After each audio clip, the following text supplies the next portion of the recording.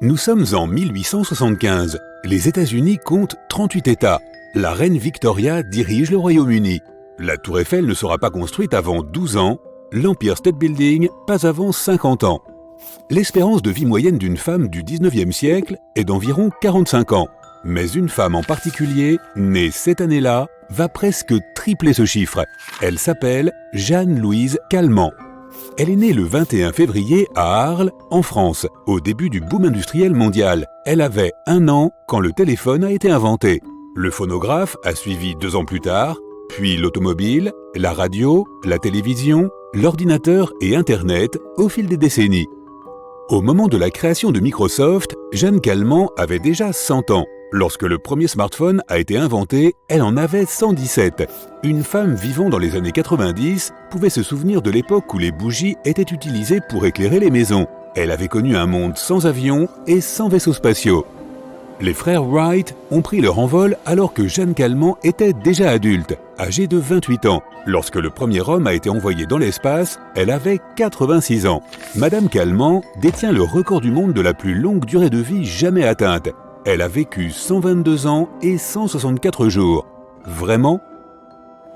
À l'âge de 21 ans, Jeanne se marie avec Fernand. À cette époque, elle portait de longues robes chics et une haute coiffure élégante. Les femmes de l'époque victorienne ne portaient pas de pantalon lorsque Jeanne était jeune adulte.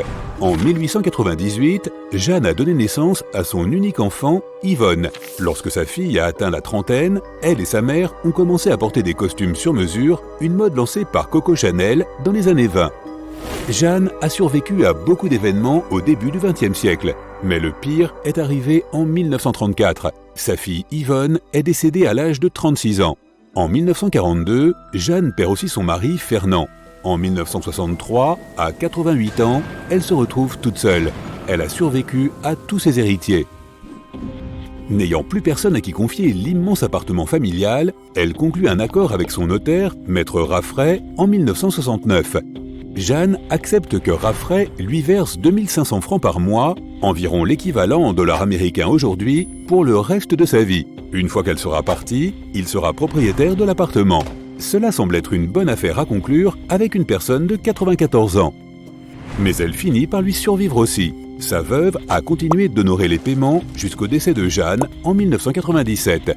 Au total, étant donné l'exceptionnelle longévité de Madame Calment, les Raffray ont fini par payer 11 fois plus que prévu, ce qui en fait l'un des pires investissements jamais réalisés. Beaucoup de gens ont remarqué que Jeanne était toujours pleine d'énergie. Elle avait l'air d'avoir 20 ou 30 ans de moins que son âge. Une théorie a commencé à se développer selon laquelle Jeanne était en fait sa fille Yvonne. Et c'est alors que le mystère a pris de l'ampleur. Un groupe de scientifiques a décidé de vérifier si l'incroyable longévité de Jeanne était réelle. Pour eux, son cas était trop extrême et unique pour ne pas être examiné. Calment a affirmé qu'il s'agissait de son alimentation saine et de son activité physique régulière. Elle a nagé, joué au tennis et même fait du vélo jusqu'à son 100e anniversaire. Elle a également mis cela sur le compte de son style de vie insouciant et sans stress. Elle n'a jamais eu à travailler un seul jour de sa longue vie. Ces sceptiques estiment que sur les photos où elle a 110 ans, elle n'en a en réalité pas plus de 90. Un expert en vieillissement a examiné de près les images de la super centenaire. Il n'a noté aucun signe de fragilité typique des personnes vivant jusqu'à 100 ans. Un mathématicien a même étudié sa généalogie et a fait une équation montrant combien les chances étaient minces pour qu'un membre de cette famille vive aussi longtemps. En étudiant le déroulement de la vie incroyablement longue de Jeanne, les scientifiques se sont demandé pourquoi elle n'avait jamais mentionné plusieurs événements importants qu'elle était censée avoir vécus. L'un des plus importants est l'épidémie massive de choléra de 1884. Elle devait avoir 9 ans et être assez âgée pour se souvenir de quelque chose comme ça. Yvonne n'était même pas encore née. Il y avait aussi des doutes concernant ses papiers. Sa carte d'identité des années 30 indiquait que ses cheveux et ses yeux étaient très sombres, presque noirs. Mais à la fin de sa vie, ses yeux étaient gris et elle avait eu des cheveux châtains avant qu'ils ne deviennent totalement blancs. Il est vrai que chez environ 10 à 15% des gens, les yeux peuvent devenir plus clairs avec l'âge, car les pigments de l'iris se dégradent. Mais pour la plupart des gens, les yeux s'assombrissent au fil des années, car la mélanine s'accumule dans l'iris. Il y avait aussi un problème de taille. Jeanne mesurait 1,50 m, tandis qu'Yvonne était un peu plus grande, environ 1,52 m. À 114 ans, Jeanne mesurait encore 1,50 m. Sa taille n'avait pas changé d'1 centimètre. C'est très étrange, étant donné qu'en vieillissant, les gens rapetissent car le cartilage entre les articulations s'amincit. Pendant de nombreuses années, Jeanne a réussi à passer inaperçue. Elle a déménagé dans une maison de retraite en 1985, alors qu'elle avait 110 ans. Aucun journal d'Arles n'avait parlé de centenaires célébrant leur 100e anniversaire 10 ans auparavant. Madame Calment n'est devenue célèbre qu'en 1988. Il y a eu une célébration des 100 ans du séjour de Vincent van Gogh à Arles. Jeanne a déclaré aux journalistes qu'elle avait rencontré le célèbre artiste lorsqu'il était en ville. Elle avait 13 ans à l'époque. Elle est ensuite apparue dans un documentaire intitulé « Vincent et moi » en 1990. 5 ans plus tard, alors âgée de 120 ans, Calment a obtenu le record du monde de la personne la plus âgée encore en vie. Mais pour une raison obscure, elle confondait son mari et son père dans ses histoires. Elle a d'abord mentionné que le magasin familial appartenait à son père, puis qu'il appartenait en fait à Fernand, son mari. Le père de Jeanne, Nicolas Calment, était un constructeur naval et il n'a jamais tenu de magasin. Ce serait donc probablement Yvonne qui se trompait dans l'histoire, car c'est son père qui possédait le magasin. Encore une chose qui ne collait pas. Jeanne a mentionné à plusieurs reprises qu'une femme nommée Marthe l'emmenait à l'école. Selon les archives, une Marthe travaillait bien pour les Calment, mais elle avait 10 ans de moins que Jeanne. Il n'est pas possible qu'elle ait emmené la petite Jeanne à l'école. Elle aurait pu cependant facilement accompagner la jeune Yvonne. Mais les scientifiques sceptiques ne se sont pas arrêtés là. En regardant la seule photo connue où les deux femmes sont ensemble, elles ont l'air très différentes. Mais lorsque les chercheurs ont comparé les photos de la jeune Yvonne et de la vieille Jeanne, ils ont trouvé une similitude notable dans les os de leur visage, leur nez et d'autres caractéristiques qui donnent l'impression qu'elles sont une seule et même personne. Un autre fait curieux est qu'Yvonne avait un fibrome sur le bout du nez. Étonnamment, sur certaines photos, Jeanne présente la même excroissance. Yvonne aurait-elle pu hériter d'une poussée aléatoire de cellules mutantes au même endroit que sa mère? Cela semble être une étrange coïncidence. Avec tous ces indices, les sceptiques ont conclu que c'est en fait Yvonne et non Jeanne qui a vécu jusqu'en 1997. Leur théorie était que Jeanne est décédée en 1934 à l'âge de 59 ans. La famille, disent-ils, a alors décidé que la fille se ferait passer pour sa mère. La raison invoquée, échapper à des droits de succession élevés. Heureusement, sa ville natale, Arles, possède l'une des archives les plus riches et les mieux conservées au monde. On y trouve de nombreux documents intéressants, dont les originaux des actes de naissance et de mariage de Jeanne. Mais curieusement, les preuves photographiques sont rares. Un cousin du petit-fils de Jeanne affirme avoir brûlé tous les portraits de famille restants en 1994 sur l'ordre de Jeanne. La question qui se pose est la suivante, pourquoi aurait-elle souhaité cela ? Malgré tout le scepticisme, Jeanne a conservé son dossier. Et peut-être n'est-elle pas une menteuse après tout. Le plus vieil homme vivant, le japonais Jiroemon Kimura, est arrivé à 116 ans.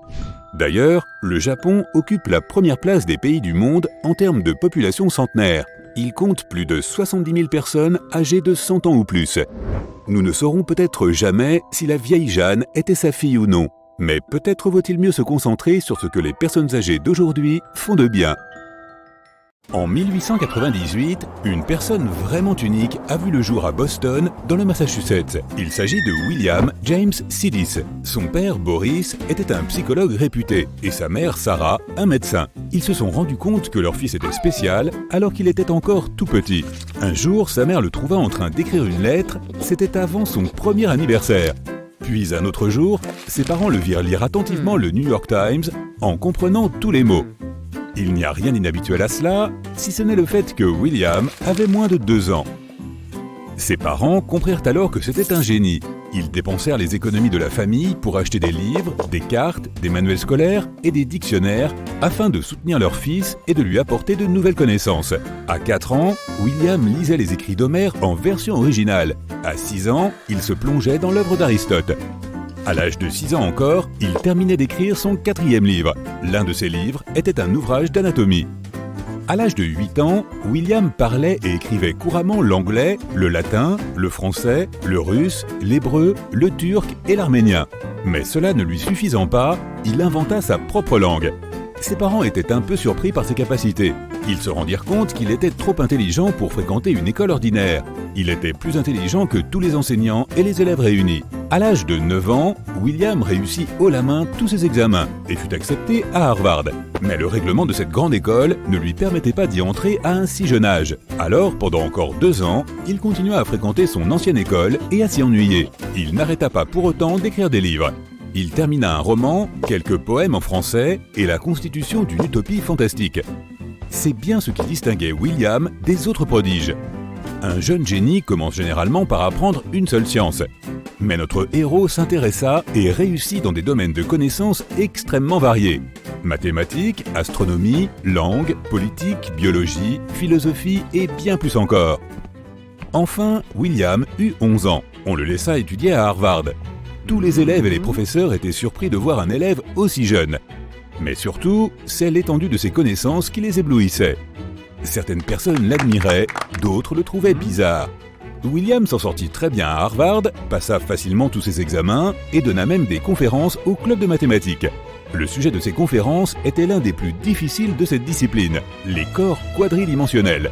Non seulement les étudiants, mais aussi une centaine de professeurs d'université assistèrent à ses cours.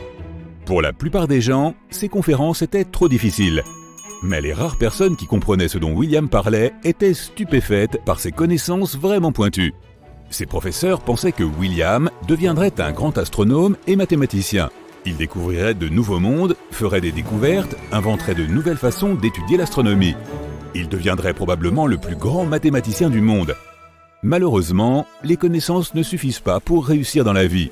William n'arrivait pas à se faire des amis à l'université. De nombreux étudiants ne le comprenaient pas et ne voulaient pas se lier à lui. William fut diplômé de Harvard à l'âge de 16 ans. Il essaya de s'intégrer dans le vaste monde, de mener une vie heureuse, mais il n'y arrivait pas. Après Harvard, il trouva un emploi dans une autre école du Texas.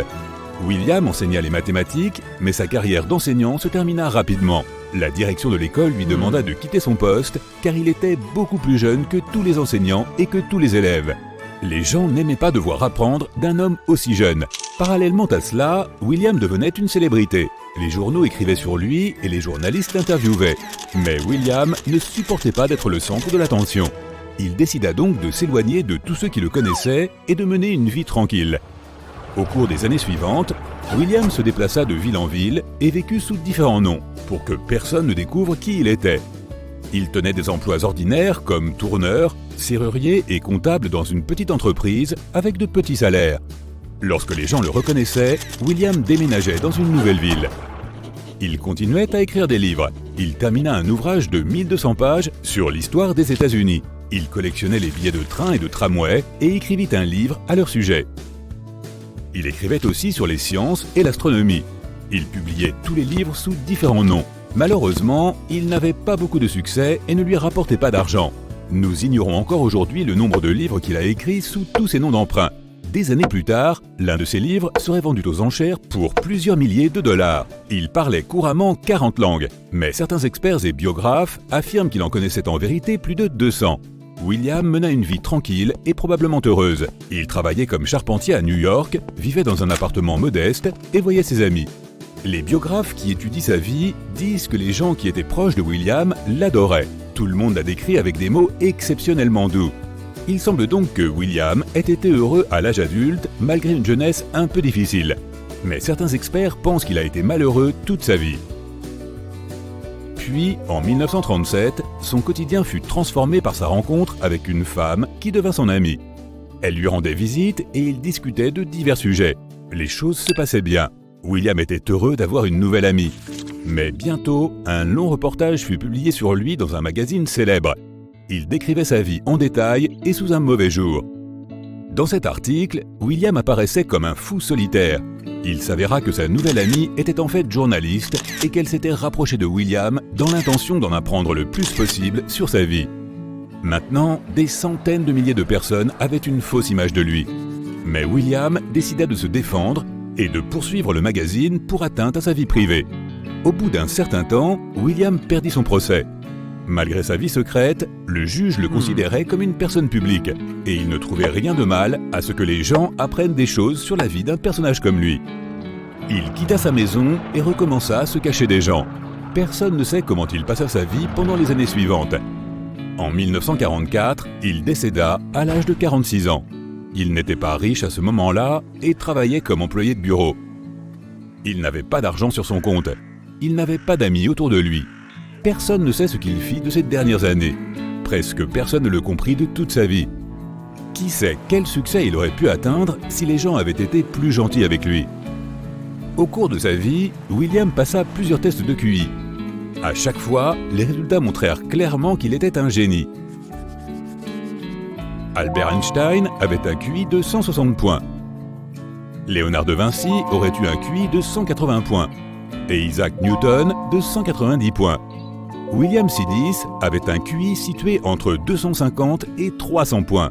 Il était probablement la personne la plus intelligente de l'histoire. La vie d'un grand nombre de personnes intelligentes montre qu'avoir un QI de génie ne suffit jamais. Une intelligence élevée ne garantit pas le succès.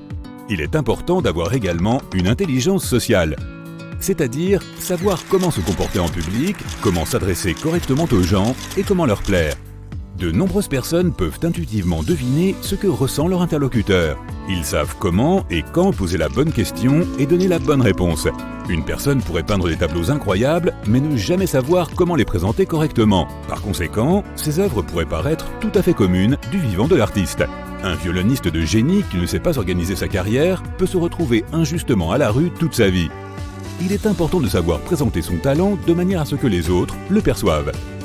De nombreux génies vécurent en ermite et connurent des difficultés parce qu'ils ne réussirent jamais à se faire reconnaître.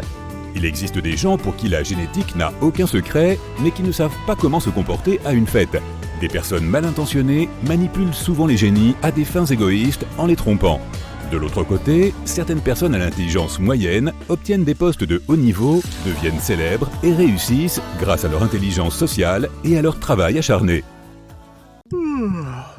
Un seul jour sans sommeil réduit ta vitesse de réaction, affaiblit tes capacités d'analyse et provoque du stress. Après 3 jours sans sommeil, une personne se sentira irritable et ses facultés cognitives diminueront. Une semaine sans sommeil peut entraîner de graves problèmes dans tout ton corps. Tu ne fais plus la différence entre la réalité et l'imagination et tu n'as absolument aucune idée de ce qui se passe autour de toi. Mais en janvier 1964, un jeune homme a réussi à rester éveillé pendant plus de 11 jours. Et à la fin de cette expérience, il se sentait tout à fait normal. C'est le temps le plus long qu'une personne a passé sans dormir. Cet événement a même été inscrit dans le livre Guinness des records. Et il a permis aux scientifiques d'en apprendre beaucoup sur la structure du cerveau humain. Tout a commencé à la fin du mois de décembre 1963.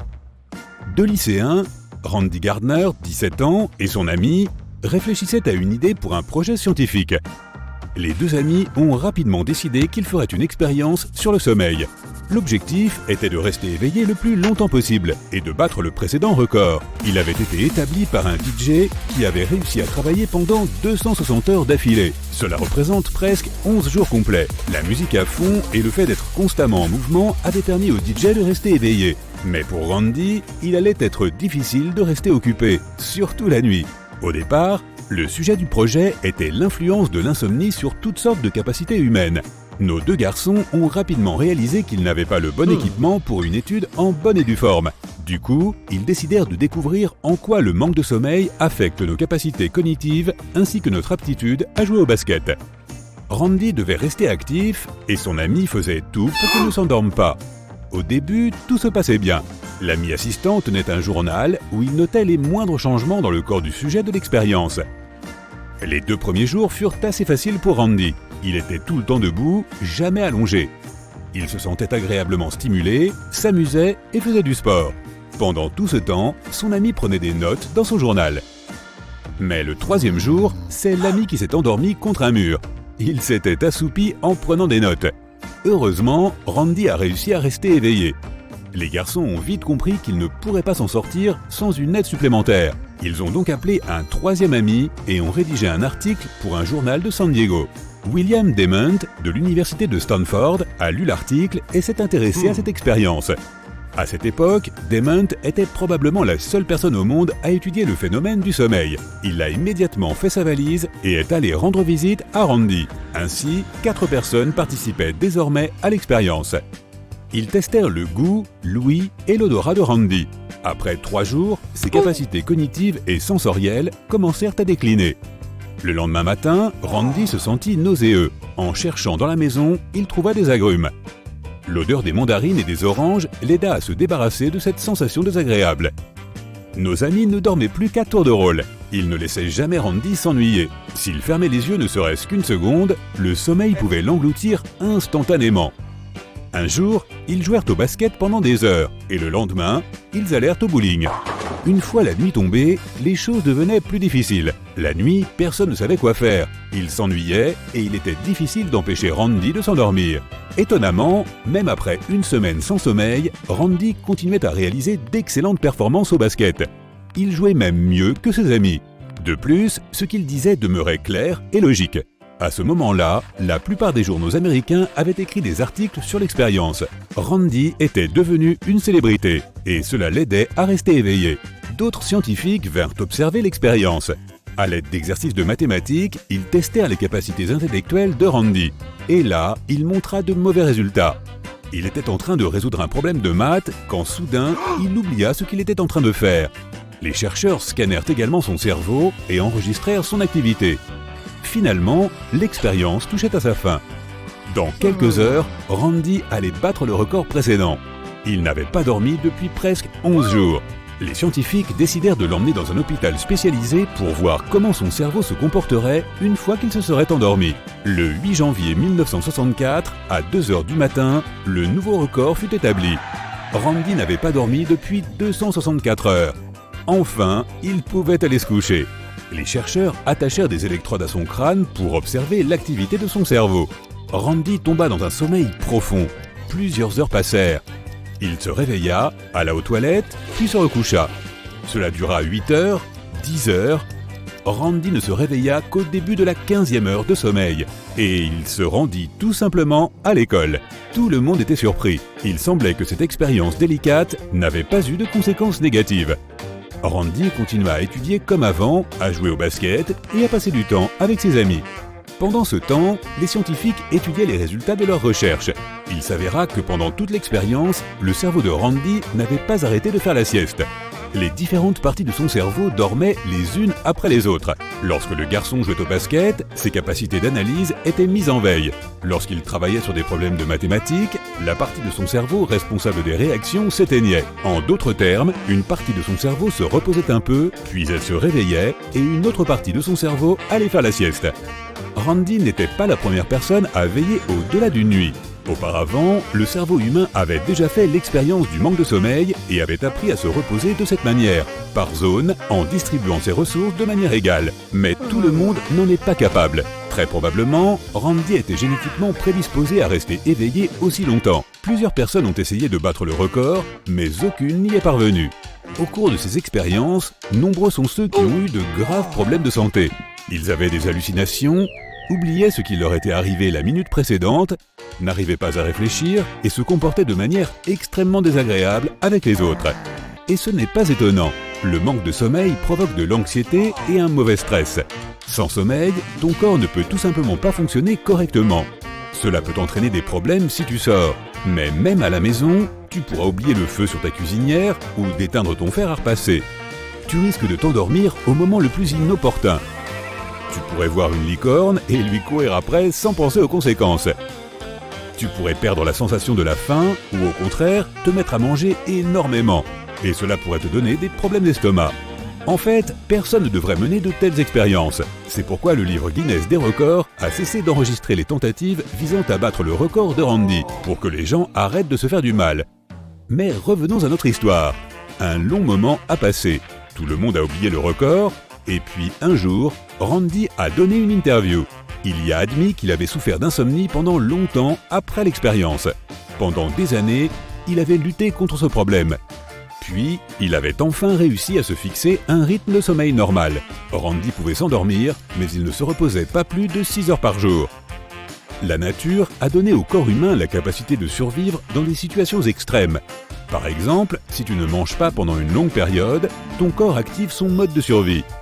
Il prend de l'énergie dans tes cellules graisseuses ou tes tissus musculaires. De cette façon, il utilise toutes les ressources qui lui sont disponibles.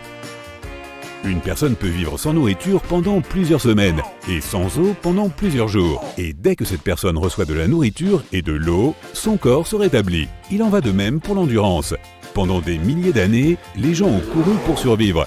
Notre cœur a appris à résister à d'énormes charges. Mais nous n'avons jamais eu affaire au manque de sommeil dans toute l'histoire de l'évolution. C'est pourquoi ton cerveau n'est pas adapté à de si longues périodes d'éveil. Par la suite, il risque de ne pas récupérer, car il ne sait pas comment faire. Mais cette évolution du cerveau peut commencer dès aujourd'hui. Les gens n'ont jamais connu un manque de sommeil aussi important.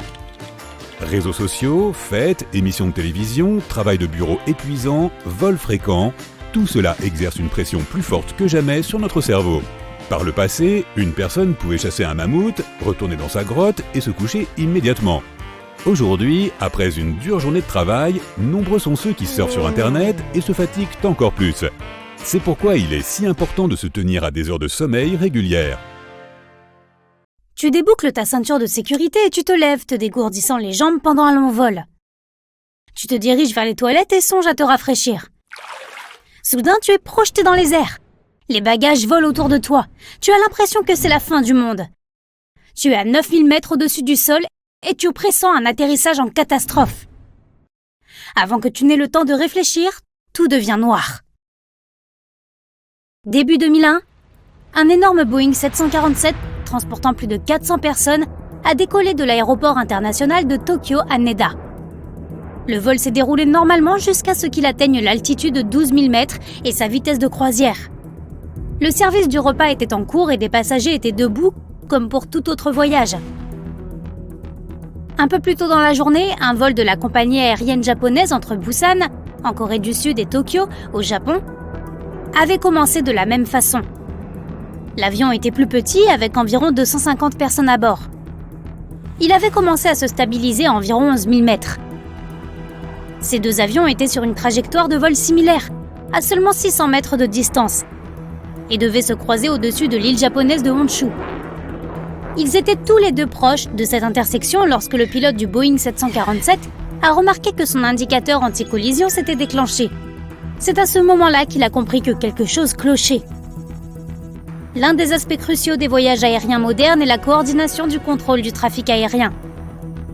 Chaque vol est surveillé et les pilotes sont informés si quelque chose ne va pas. Tout l'intérêt du contrôle du trafic aérien est d'organiser les vols pour rendre les collisions impossibles. Chaque avion moderne est construit avec des moniteurs de collision, mais ils ne sont jamais censés être utilisés. Tandis que les indicateurs anti-collision clignotaient, le stagiaire de 26 ans, Hideki Ashitani, était assis derrière les radars de la tour de contrôle, surveillant les deux vols. Le stress de devoir superviser plus de 10 avions l'accablait. Ce n'était pas surprenant étant donné qu'il n'était même pas certifié pour opérer seul, sans supervision.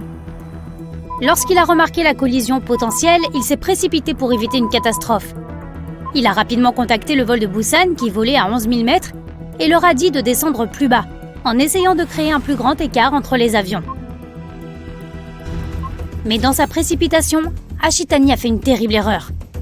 Il a contacté le mauvais avion.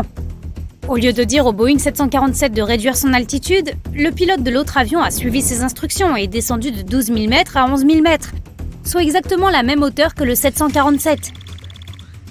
Les deux avions filaient l'un vers l'autre à 800 km/h, sur une trajectoire de collision.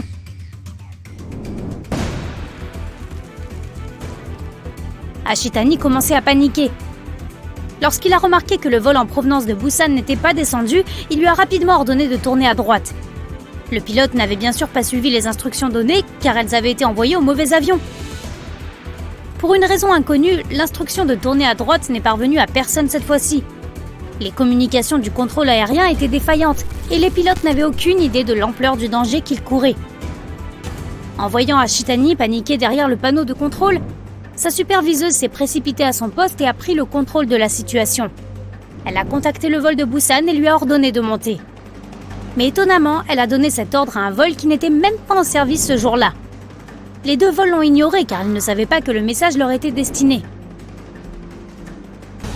Le pilote du Boeing était au moins conscient qu'il y avait un autre avion à proximité.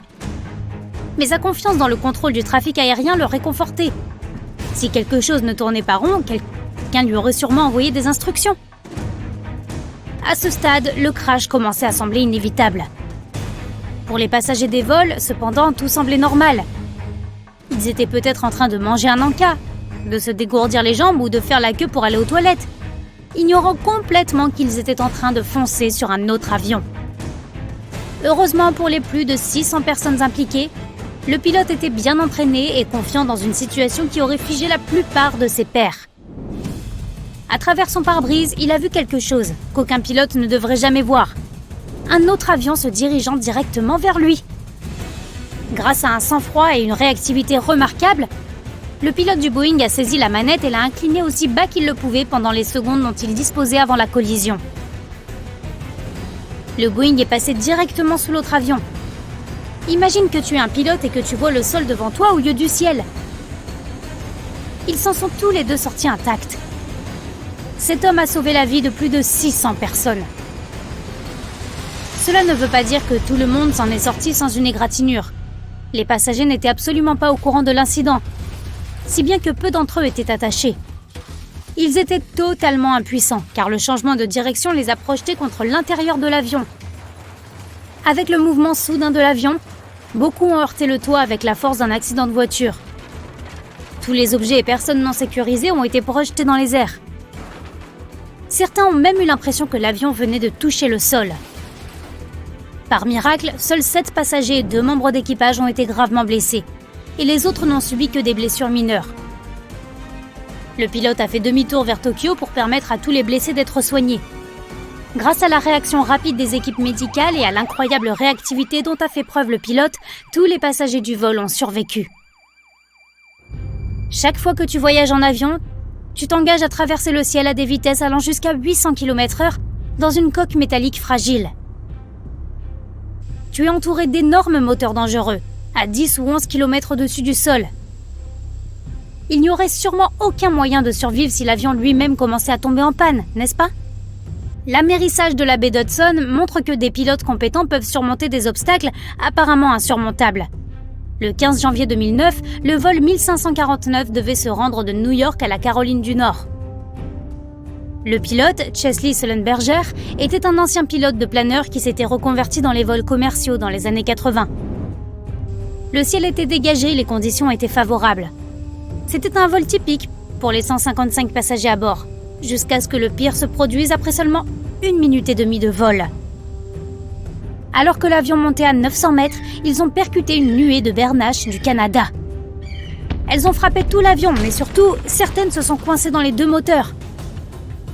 Lorsque Sullenberger a réalisé que les moteurs étaient en panne, il a contacté le contrôle aérien.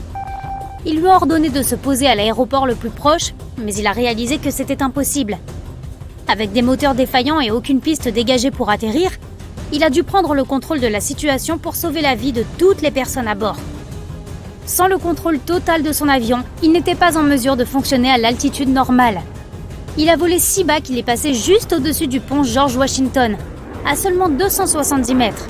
Les gens présents sur le pont à ce moment ont été terrifiés de voir l'avion si près, mais ils n'avaient aucune idée de la gravité de la situation à bord.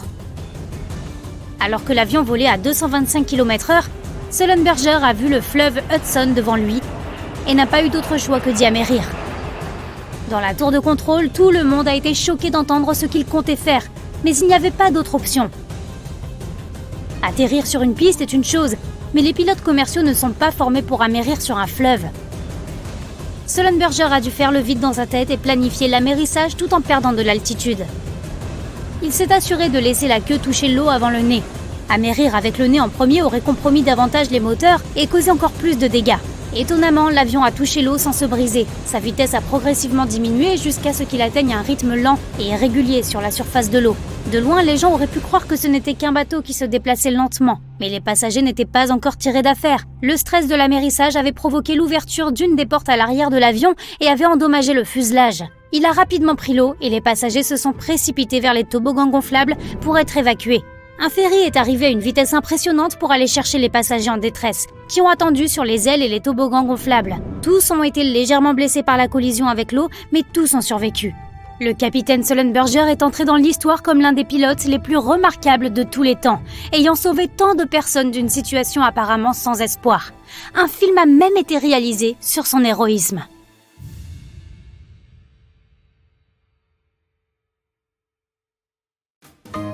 Elle s'appelle Lillian Boyer. Attends un peu, pourquoi se trouve-t-elle sur l'aile d'un avion ? À partir de 1921, Lillian a gagné sa vie en faisant des acrobaties aériennes complètement folles sur des avions. Elle avait le sens du spectacle et elle est devenue célèbre dans tous les États-Unis. Mais Lillian a commencé sa carrière inhabituelle tout à fait par hasard. Elle était une banale serveuse de 21 ans dans un restaurant de Chicago. Puis, sa vie a changé lorsque deux pilotes, Elmer Partridge et Johnny Metzger, sont devenus des clients réguliers de ce restaurant. Un jour, ils ont proposé à Lillian de l'emmener dans leur vieux biplan, un Curtiss JN4D dit Jenny. Elle a accepté et ils se sont dirigés vers l'aérodrome local. Bientôt, Lillian était dans les airs. C'était le premier vol de sa vie et elle était incroyablement excitée. Voler ne l'effrayait pas du tout. En fait, avec le vent fort qui lui soufflait dans la figure et le bruit du moteur qui résonnait dans ses oreilles, Lillian a réalisé que voler était sa vocation. 4 jours plus tard, Partridge lui a demandé si elle voulait tenter un autre vol. Cette fois-ci, Lillian a décidé de faire quelque chose d'audacieux. Lorsque l'avion volait à 105 km/h, elle s'est levée de son siège et s'est mise debout sur l'aile. Mais elle en voulait encore plus. Alors, elle a marché jusqu'au bord. Pendant tout ce temps, Partridge lui criait de s'asseoir car il pensait qu'elle allait sauter. Elle pouvait à peine entendre sa voix à cause du bruit du moteur. Mais Lillian n'avait pas du tout peur. Elle aimait vraiment ça. Quand le pilote a vu ce qu'elle pouvait faire, il l'a présentée à Billy Brock. Ce dernier travaillait à l'aérodrome de Chattanooga et cherchait quelqu'un qui pouvait faire des acrobaties sur l'aile d'un avion. Ils se sont mis d'accord et ont rapidement commencé la formation de Lillian. Lillian a quitté son travail au restaurant et a commencé à s'entraîner à plein temps. Pendant 5 mois, elle s'est entraînée à faire des cascades dans une grange de Chattanooga. Elle a utilisé un modèle réduit d'avion sous lequel elle a placé des matelas pour plus de sécurité. Elle a fait de la gymnastique avec un instructeur, ainsi que de la course à pied et d'autres sports, et elle a changé ses habitudes alimentaires. Bientôt, elle était prête pour un vrai vol. Et elle a prouvé qu'elle était la meilleure. Lillian a été la première cascadeuse féminine à faire des acrobaties, comme se suspendre à un avion avec une main, ou se suspendre par les genoux ou les chevilles. Sa bravoure étonnait les gens, et elle est rapidement devenue très populaire. Brock et elle ont commencé à faire des spectacles aériens dans divers salons et festivals, et elle est devenue une véritable star. Quand ils arrivaient en ville, la foule les reconnaissait toujours. Il y avait toujours une voiture qui attendait Lillian, et elle avait beaucoup de fans passionnés. Lillian était la seule femme capable à l'époque de réaliser une cascade très risquée. Elle sortait du cockpit en tenant un mince fil de fer qui avait un embout à son extrémité. Elle faisait quelques acrobaties sur le bord de l'aile, puis elle se suspendait sous l'avion en ne s'accrochant qu'avec ses dents. Les spectateurs ne pouvaient pas voir le fil de fer à des centaines de mètres en dessous, si bien que le tour était encore plus impressionnant. La foule se mettait à crier quand Lillian l'exécutait. Puis Brock lui descendait une échelle spéciale que Lillian attrapait pour retourner à son siège. Mais il y a eu aussi des accidents. Ils ont rappelé à Lillian et Brock qu'ils s'étaient engagés dans une entreprise très dangereuse et qu'ils devaient être aussi prudents que possible. Lors d'un de leurs spectacles, en 1924, ils avaient prévu de faire un tour inhabituel. Brock devait faire un looping pendant que Lillian se tenait sur les ailes supérieures du biplan. L'idée était qu'elle glisse ses pieds sous des sangles et que la force centrifuge du looping l'aide à garder son équilibre. Mais pendant le tour, quelque chose a mal tourné et la sangle s'est cassée. Lillian s'est écrasée très fort contre l'aile. Elle a quand même réussi à remonter dans son siège, elle était blessée, mais elle a continué à faire ses spectacles. Alors qu'elle se produisait à Trenton, dans le New Jersey, en octobre 1925, Lillian a eu 3 autres accidents lors de sauts en parachute. Le premier jour du spectacle, le vent l'a emportée loin de son lieu d'atterrissage et elle est tombée sur le siège d'une grande roue. Une partie du public a pensé que c'était encore une audacieuse acrobatie, mais c'était en réalité une situation très dangereuse. Heureusement, l'opérateur de la grande roue a réalisé que Lillian avait des problèmes et a arrêté le manège. La deuxième fois, elle n'a pas pu contrôler son parachute et a heurté le toit de la tribune. Elle l'a frappé fort et s'est retrouvée coincée là. Et les gens ont dû trouver une échelle pour aider Liliane à redescendre. Le troisième jour de son spectacle, le parachute de Liliane a failli atterrir sur une tente. Alors, elle a tiré sur les suspentes du parachute aussi fort qu'elle a pu pour changer de direction. Celui-ci s'est alors retourné et Liliane est tombée d'environ 15 mètres directement sur le sol. Elle a subi de nombreuses blessures et a dû être hospitalisée, mais elle a été très bien traitée et elle est restée à l'hôpital pendant 2 mois et toutes ses factures ont été payées par une personne anonyme. Liliane pensait que c'était probablement le président de la fête foraine. Il l'aimait bien. D'ailleurs, comme elle était une star, beaucoup d'hommes l'admiraient. Mais elle ne risquait pas sa vie pour l'argent ou la gloire. Liliane faisait tout cela pour elle-même. Brock récoltait presque tout l'argent de leur performance et Liliane était d'accord.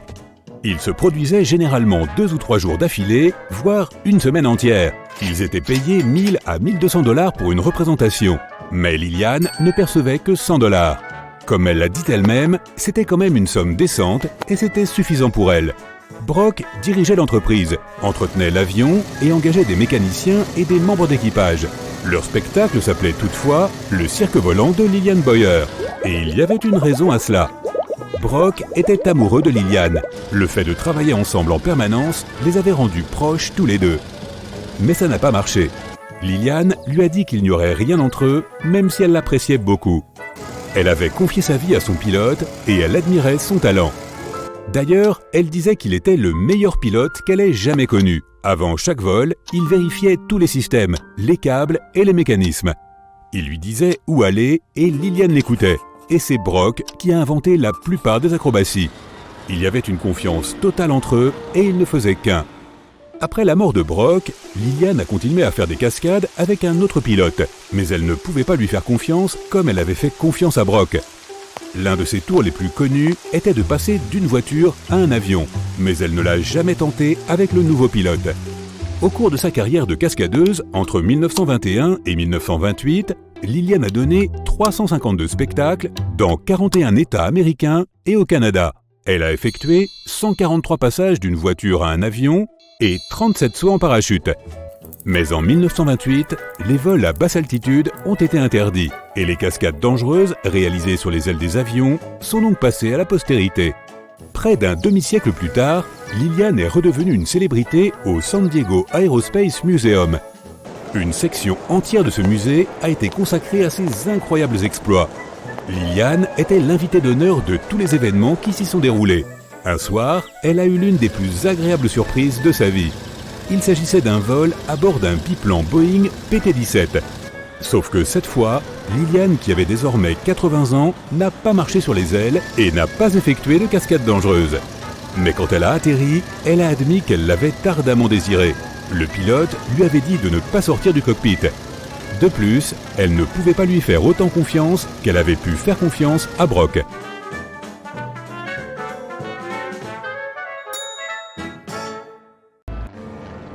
On est en 1944. Cet homme s'appelle Joseph Herman et il se trouve à 5500 mètres d'altitude sans parachute. Il y a quelques secondes, il pilotait un avion au cours d'une mission en Allemagne. Normalement, les pilotes et l'équipage portent des parachutes à l'intérieur de l'avion. Mais Joseph aimait être à l'aise, alors il a enlevé ce lourd sac à dos. Soudain, son avion a été touché. Il a ordonné à tous les membres de l'équipage d'évacuer et a couru chercher son parachute. Mais quelques secondes plus tard, l'avion a explosé. L'explosion a projeté Joseph hors de l'appareil et il s'est retrouvé précipité dans le ciel nocturne, sans aucun parachute. Dans la panique, il a commencé à fixer le sol, cherchant un endroit sûr où tomber. Une rivière, un lac ou une piscine n'étaient pas vraiment des options. Frapper l'eau à si grande vitesse est presque la même chose que frapper du béton. Une congère serait idéale. S'il en trouvait une assez profonde, il aurait au moins un atterrissage en semi-douceur. Mais on est en novembre et il n'y a de neige nulle part. La meilleure option, viser les bois. Les branches d'arbres et les buissons pourraient ralentir sa chute suffisamment pour qu'il puisse survivre en touchant le sol. Ces pensées ont pris du temps à Joseph, et maintenant il n'est plus qu'à 1800 mètres. C'est alors qu'un miracle se produit. Il heurte quelque chose et, par réflexe, s'y agrippe. Au début, il croit que c'est un morceau de l'avion qui tombait aussi. Mais non, ce sont les jambes de quelqu'un. C'est un membre de son équipage qui vient d'ouvrir son parachute. En s'accrochant à son nouveau meilleur ami pour la vie, Joseph a presque atteint le sol. Les 2 officiers se préparent à l'impact. Le parachute n'a été conçu que pour une seule personne. Avec un poids 2 fois plus important, il ne peut pas tomber à une vitesse sûre.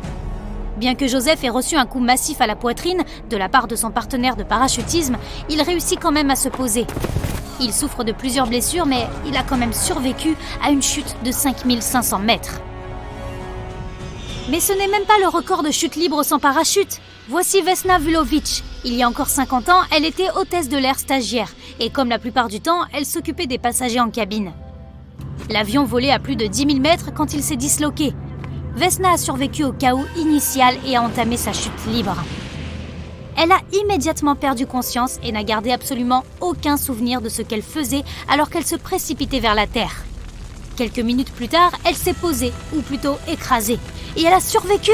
Un garde forestier local l'a trouvée parmi les débris de l'avion. Elle avait de multiples blessures, mais après 16 mois, elle s'est complètement rétablie.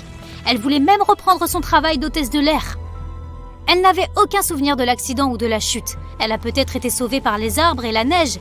Et il faut aussi remercier le garde forestier qui l'a trouvée et lui a administré les premiers secours. Dans une de ces coïncidences typiques, Vesna n'était même pas censée se trouver dans l'avion au départ. La compagnie aérienne avait fait une erreur et avait assigné notre survivante sur ce vol à la place d'une autre femme portant le même nom. Beaucoup de gens ont dit que l'univers avait pris conscience de son erreur et donné une seconde chance à notre hôtesse.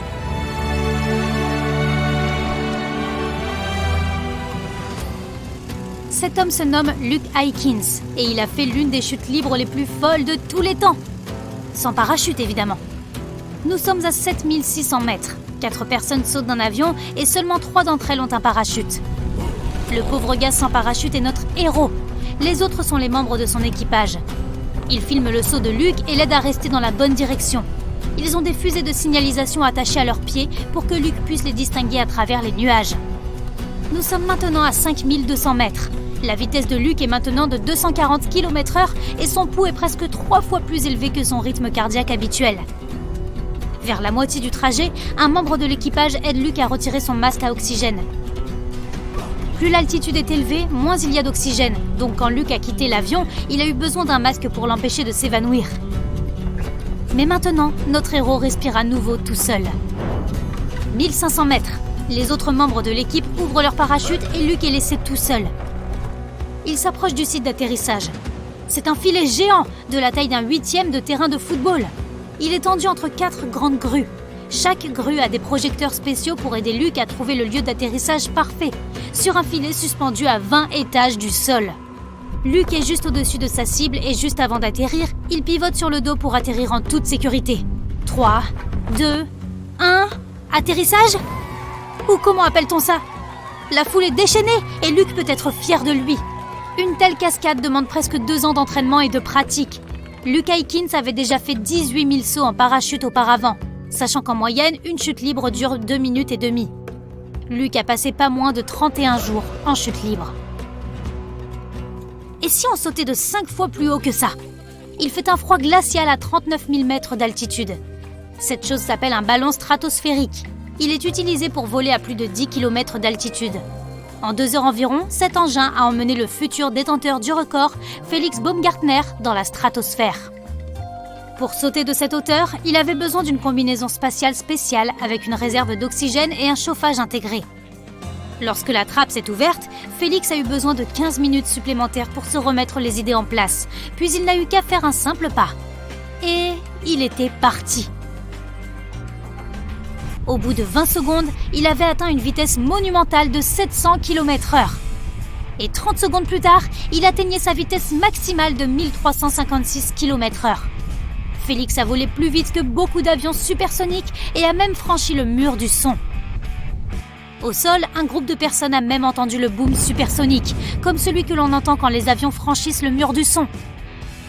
Cela aurait certainement étonné Félix, mais il allait si vite que le boom s'est produit bien au-dessus de lui. La force exercée sur son corps était d'ailleurs beaucoup plus dangereuse. Après environ 1 minute de vol, il s'est mis à tournoyer à toute vitesse. Son corps subissait plus de force G que les astronautes qui décollent dans une navette spatiale. S'il avait complètement perdu connaissance, le saut se serait terminé de façon bien différente. Mais au bout de 13 secondes, la rotation s'est arrêtée et il a réussi à se stabiliser. Au bout de 3 minutes et demie, il a commencé à ralentir. En se rapprochant de la surface, l'air devenait plus dense, si bien qu'il est tombé plus lentement. 4 minutes et 16 secondes de chute libre. Félix a libéré son parachute, mais c'était trop tôt. Le problème était que sa visière commençait à s'embuer à cause de problèmes de chauffage. Il ne savait donc pas exactement à quelle hauteur il était. Donc juste pour être sûr, il a ouvert son parachute un peu trop tôt. Il a dit qu'il avait l'impression de flotter dans l'eau, sans savoir dans quelle direction il allait. 9 minutes plus tard, il s'est enfin posé sur la terre ferme. Il venait d'établir plusieurs records du monde. Le plus haut saut, la plus grande distance et la plus grande vitesse de chute libre. De plus, il est le seul à avoir franchi le mur du son sans utiliser de moteur. Mais son record du plus haut saut a vite été battu. Alan Eustace a sauté de près de 41 500 mètres. À ce niveau-là, une combinaison spatiale étanche et un parachute spécial ne sont pas optionnels. Mais que faire si tu te retrouves à 40 000 mètres sans aucun équipement ? Il fera environ 0 degré, donc tu ne gèlerais pas vraiment. Mais en tombant à grande vitesse, tu devrais endurer une température ressentie d'environ moins 55 degrés. Une veste chaude pourrait être utile. Toutefois, le véritable danger serait le manque d'air. Si tu veux rester vigilant, il te suffit d'avoir un masque à oxygène. Disons que tu as une combinaison spatiale chaude et de l'oxygène. Qu'est-ce que tu fais maintenant ? Tu dois te mettre dans une position qui crée une résistance maximale à l'air. Écarte tes bras et tes jambes, pointe ta poitrine vers le bas et incline ta tête vers l'arrière. Maintenant, tu as le temps de choisir un bon endroit pour atterrir. Souviens-toi que l'eau n'est pas ton ami. Cherche de la neige ou une forêt. Une fois que tu as choisi ton emplacement, tu dois te préparer à l'impact. Pourquoi ne pas suivre l'exemple de Luke Aikins ? Retourne-toi sur le dos, presse tes jambes contre ta poitrine et couvre ta tête avec tes mains. Mais ça va probablement faire mal quand même.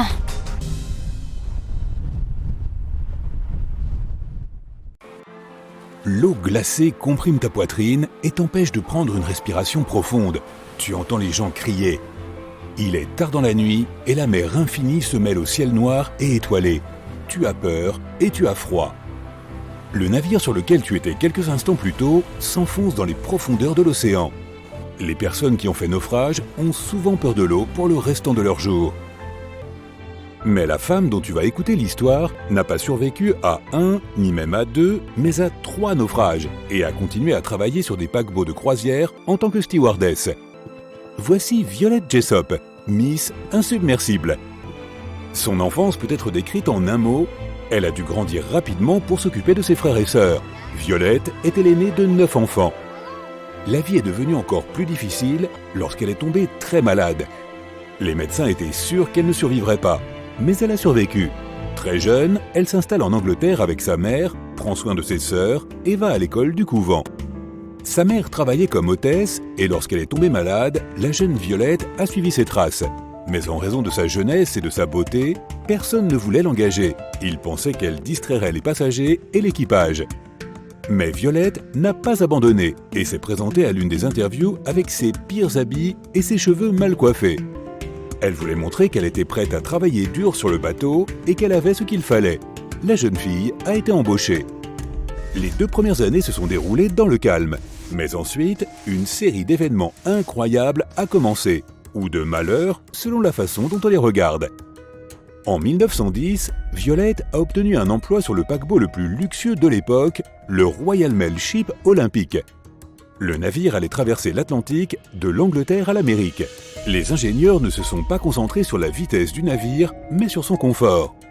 Violette travaillait sur le navire et était payée 2 livres par mois, soit l'équivalent de 200 livres de nos jours.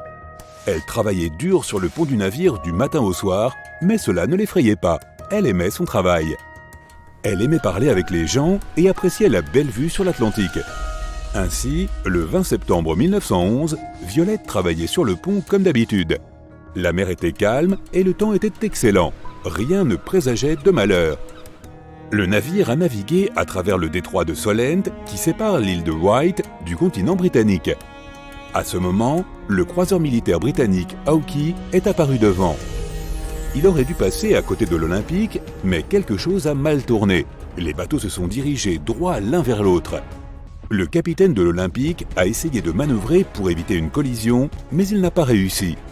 La proue du Hawkeye a été conçue spécialement pour éperonner les autres navires. Ce jour-là, il a éperonné l'Olympique. Boum! Le paquebot a tremblé et les gens ont crié de peur et de panique. Le navire avait un énorme trou à tribord. Violette est tombée sous la force du coup.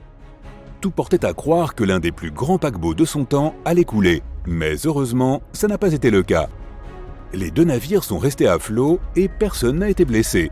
Cette fois, la fortune était du côté de Violette. Cet accident sur le bateau n'a pas effrayé la jeune femme. Elle n'y a pas réfléchi à deux fois et a continué à travailler comme hôtesse. En avril 1912, elle a accepté un poste sur le meilleur navire de l'époque. En plus, il était un submersible. Ici, elle était censée servir les VIP. Au début, elle ne voulait pas travailler sur ce navire, mais ses amis l'ont persuadée. Elle a embarqué donc sur le Titanic le 10 avril 1912 et a quitté le port de Southampton pour le meilleur ou pour le pire. Les premiers jours de travail ont été paisibles, mais le 4e jour du voyage, une des catastrophes les plus célèbres du monde est arrivée. Violette se reposait dans sa cabine. Elle était presque endormie quand elle a senti une secousse. À ce moment, elle a été appelée sur le pont supérieur. Lorsque le Titanic a heurté l'iceberg, presque personne n'a paniqué. Personne n'a cru que le navire insubmersible pouvait réellement couler.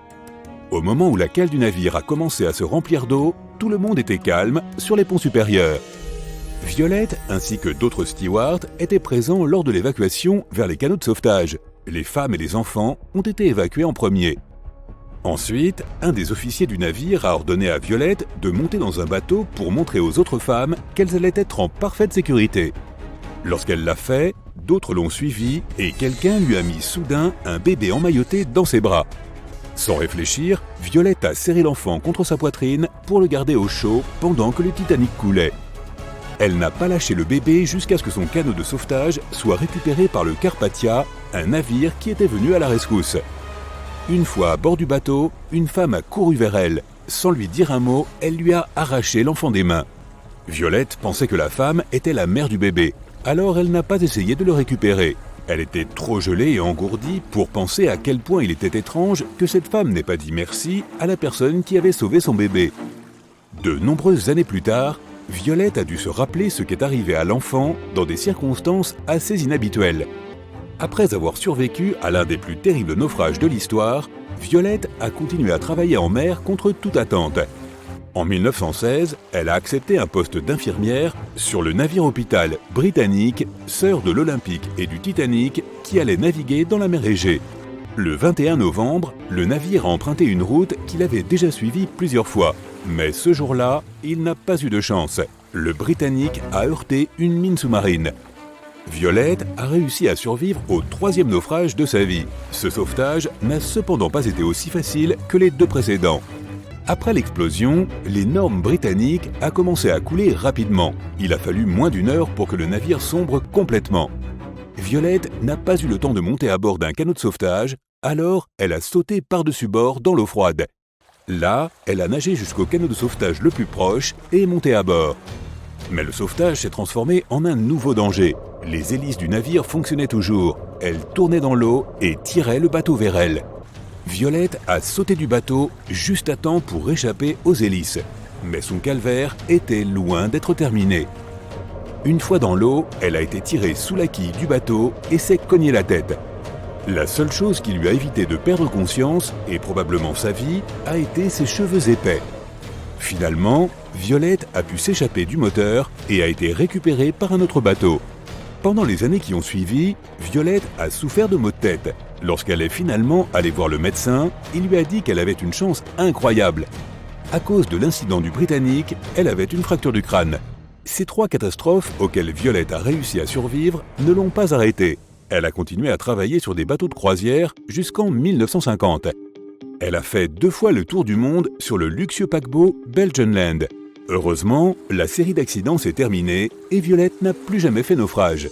En 1950, elle s'installe à Great Ashfield, dans le comté de Suffolk. Elle avait travaillé en mer pendant près de 42 ans. Contente de sa carrière, elle s'installe dans un grand cottage construit au XVIe siècle. Mais 1 an après avoir pris sa retraite, elle reçoit un étrange coup de téléphone. Il était tard dans la nuit. Violette dormait quand le téléphone a sonné et elle a décroché. Il y avait une voix de femme à l'autre bout. La dame ne s'est pas présentée et a demandé tout de suite « Excusez-moi, c'est vous qui avez sauvé un bébé sur le Titanic ?» Violette a répondu « Oui ». « C'était moi », avait dit l'étrange femme. Elle a ri et a raccroché. Violette a parlé de cet étrange appel avec une amie. Elle lui a dit qu'elle supposait que des enfants lui avaient fait une blague. Mais Violette n'avait jamais parlé à personne du bébé avant cet appel. Selon les anciens dossiers, le seul enfant qui se trouvait sur le bateau avec Violette était un garçon. Mais ces mêmes registres indiquaient aussi que le garçon avait été sauvé par un autre passager. On ne sait toujours pas qui était le bébé que Violette avait sauvé. Et donc, pour avoir survécu à 3 naufrages différents sur 3 navires différents, elle a été judicieusement surnommée Miss Insubmersible. À l'automne 1924, Curtis Welch, le seul médecin de la ville portuaire de Nome en Alaska, sonna l'alarme. Il n'y avait pas assez de médicaments contre la diphtérie. Une maladie très dangereuse et facilement transmissible qui était assez courante à l'époque. Le docteur Welch commanda donc un lot supplémentaire et espérait le recevoir avant l'hiver, car la ville allait être bloquée par la glace pendant 8 mois. Mais le bateau transportant le remède n'arriva pas à temps, et la communauté n'eut pas d'autre choix que d'attendre le printemps. Il n'y avait aucun signe d'épidémie à Nome, mais le docteur Welch était quand même sur ses gardes. En décembre, il examina plusieurs enfants qui avaient mal à la gorge et bien qu'il ait exclu la diphtérie, ses soupçons continuaient de grandir. Jusqu'à ce que finalement, en janvier 1925, ceci se révèle fondé. Il diagnostiqua officiellement le premier cas de la maladie. Nome comptait environ 2000 habitants, mais 10 000 personnes supplémentaires vivaient dans les environs et toutes risquaient de contracter la maladie. Le docteur Welch en parla à tous ceux qui étaient en mesure d'aider et on forma un comité d'urgence. La ville fut mise en quarantaine. On réussit à mettre la main sur plus d'1 million de doses du remède, assez pour arrêter la propagation, et on les envoya en Alaska. Mais le vrai défi fut de les faire parvenir à Nome même. Le port était encore gelé, le chemin de fer se terminait à Nenana, à 1085 km de distance et les avions de l'époque étaient incapables de voler dans les températures extrêmes de la région subarctique. Du coup, on se mit d'accord sur le fait qu'il n'y avait qu'une seule solution, les traîneaux à chiens. Les chiens de traîneau et leurs conducteurs, qu'on appelle des mushers, faisaient la fierté de l'Alaska. Ce sont eux qui, principalement, s'occupaient du courrier, car il n'y avait aucun autre moyen de transport permettant de parcourir la région. Pour la grande course de la Miséricorde de 1925, on choisit donc les meilleurs mushers. Le Dr Welch calcula que le sérum ne pouvait pas être conservé plus de 6 jours dans ces conditions difficiles. Il fallait ensuite le faire dégeler. Les chiens devaient donc être aussi rapides que possible.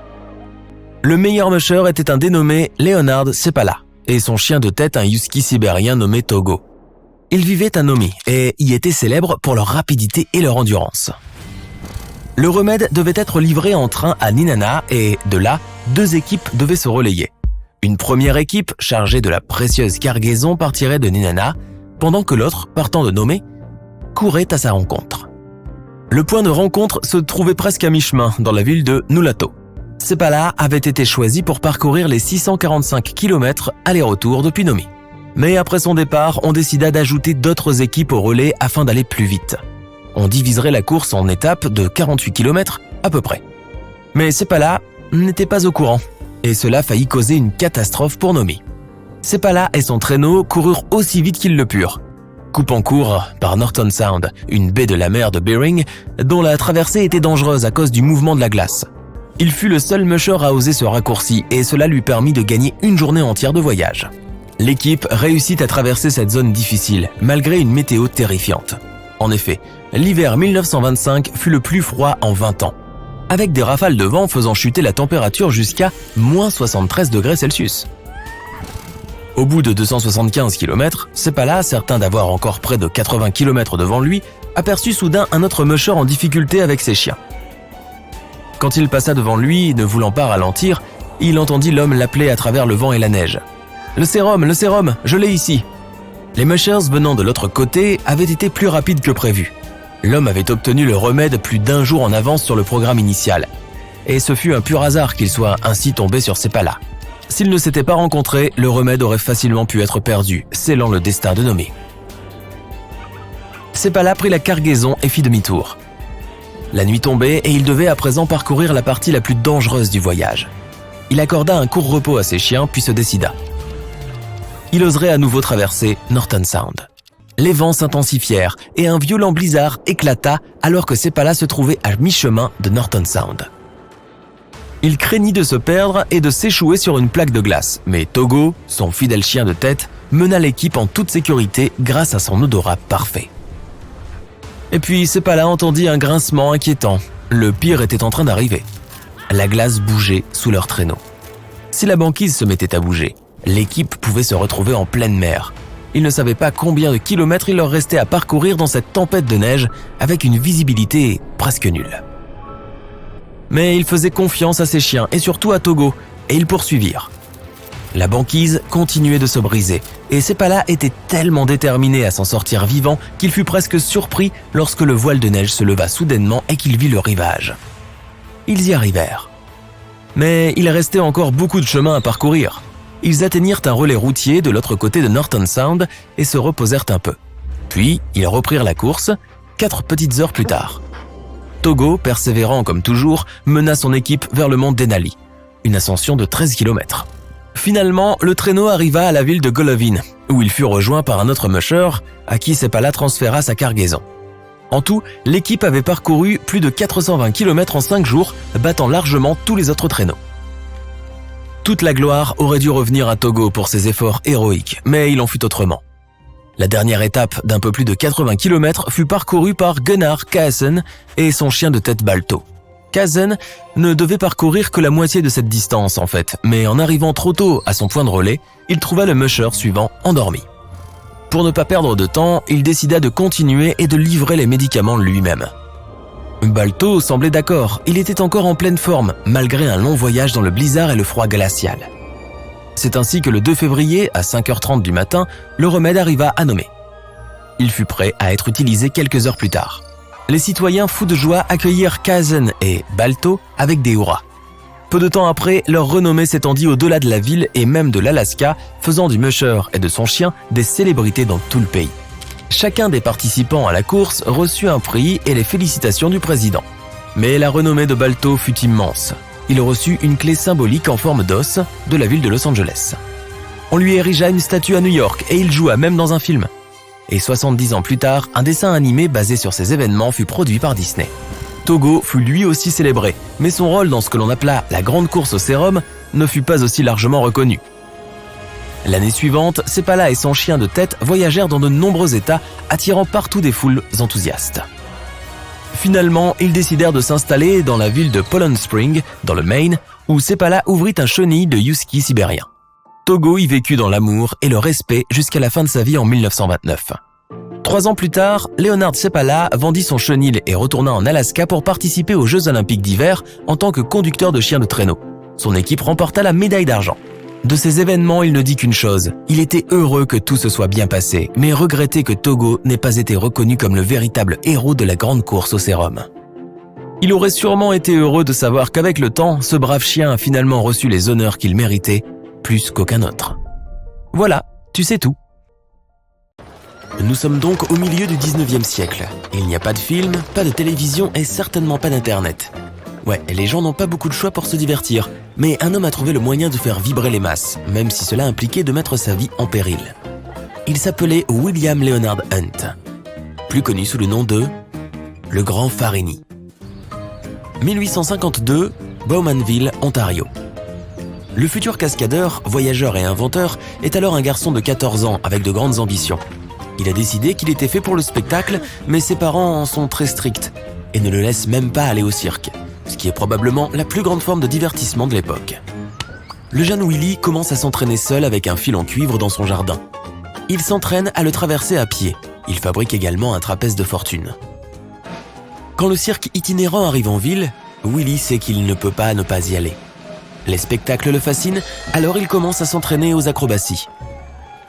Il maîtrise la marche sur la corde raide, le tumbling et le port d'objets lourds. Son père est terrifié à l'idée que son fils puisse gâcher toute sa vie à faire ses bêtises.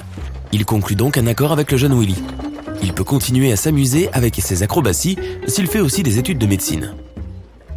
Mais quand Willy eut 21 ans, son père est parti en voyage en Angleterre. Sans lui dans les parages, il saisit enfin sa chance. Un comité de foire locale est venu voir le jeune artiste. Il voulait savoir s'il pouvait marcher sur une corde raide au-dessus de la rivière Ganaraska. Tu vois, à ce moment-là, les foires locales perdaient de leur attrait.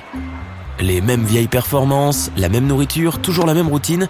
Or ce gars pouvait être cette bouffée d'air frais dont la foire avait désespérément besoin. Il pouvait devenir l'homme qui marche dans le ciel. Affaire conclue. William Hunt a de fait réalisé une performance impressionnante. Il ne lui manquait plus qu'un nom pour devenir une star et laisser une empreinte dans l'esprit des gens.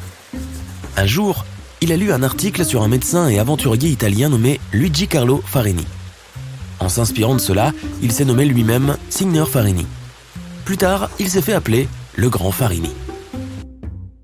La corde avait été tendue depuis un bâtiment de 4 étages à un autre, à 20 mètres de distance au-dessus du Ganaraska. Le journal local avait annoncé cette performance et l'avait baptisée la Grande Ascension. Le succès fut énorme.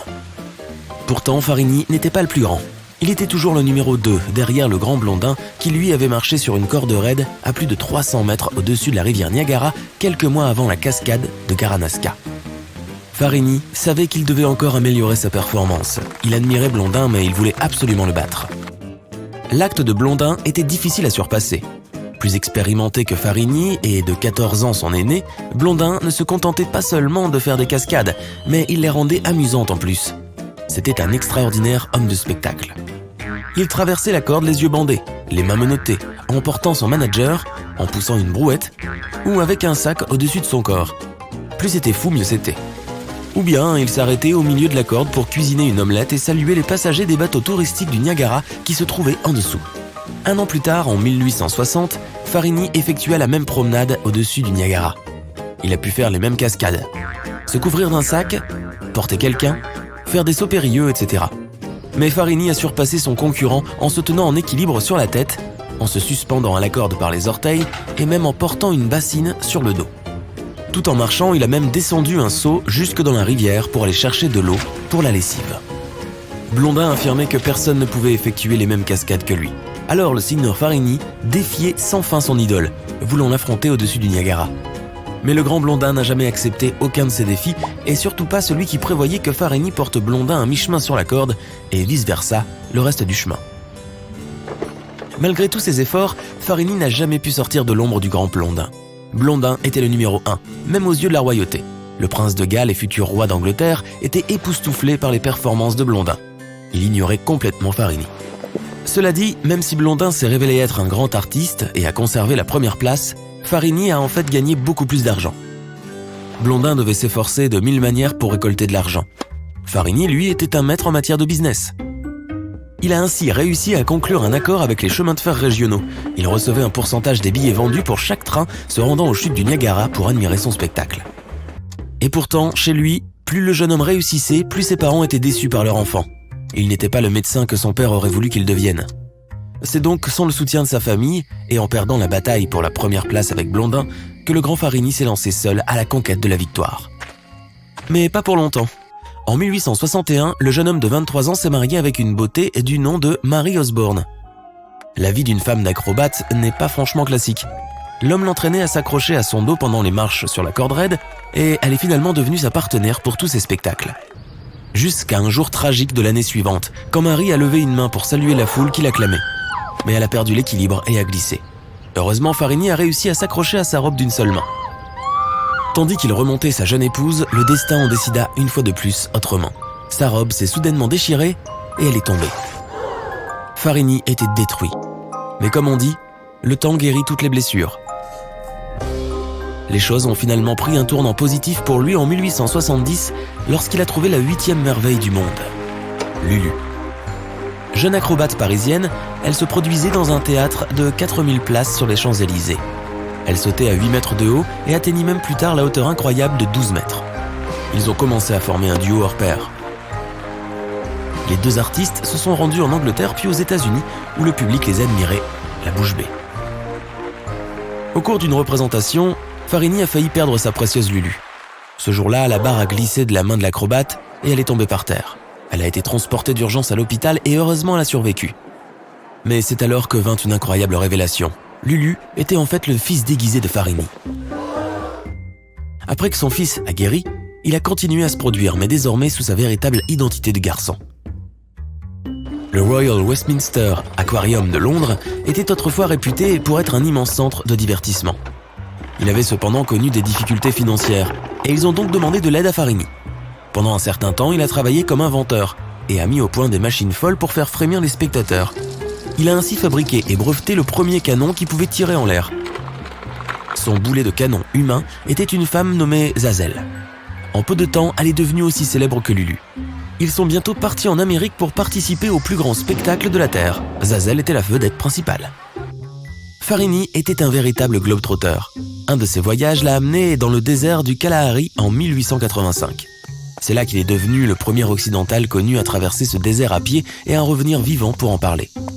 Il prétend avoir trouvé la cité perdue du Kalahari, bien que cela ne soit pas officiel, puisqu'il ne l'a jamais prouvé. Son fils l'a rejoint pour ce voyage, faisant des croquis et prenant des photos de leurs aventures. Même à 50 ans, il continuait de faire des folies. En 1888, il a ainsi fait la promotion du saut en parachute de 900 mètres depuis une montgolfière, tenté par l'aéronaute Thomas Scott Baldwin. Certains disent qu'il est certainement l'un des premiers à avoir sauté en parachute, un véritable acte de foi. Les cascades n'étaient pas les seuls intérêts de Farini. Plus tard dans sa vie, il s'est mis à la peinture à l'huile et s'est révélé étonnant. Ses œuvres ont même été présentées à l'Exposition nationale. Il avait également un don pour la botanique. Chaque fois qu'il voyageait, il rapportait des bulbes et des graines en guise de souvenir. Il a même publié 2 livres sur les plantes et les fleurs. Grâce à une vie passée à voyager, il pouvait parler 7 langues. Assez bien pour qu'il ait même traduit quelques articles de journaux allemands. Il est vrai qu'il était alors aidé par sa femme, une pianiste de concert allemande du nom d'Anna Müller, épousée en 1886. En vieillissant, Farini a commencé à consacrer son temps et son énergie à d'autres projets. Il a mené des investissements fructueux dans les secteurs miniers, ferroviaires et autres. Il a également commencé à se consacrer sérieusement aux inventions. Il a déposé plus de 30 brevets pour des créations telles que des machines à emballer les boîtes de conserve, des pièces de chaudière et de moteurs à vapeur, ainsi que des équipements de jardin et de théâtre. Une diseuse de bonne aventure avait un jour prédit à Farini qu'il vivrait 100 ans. Elle était assez proche de la vérité. Il a atteint 90 ans et il ne s'est probablement pas ennuyé un seul jour de sa vie.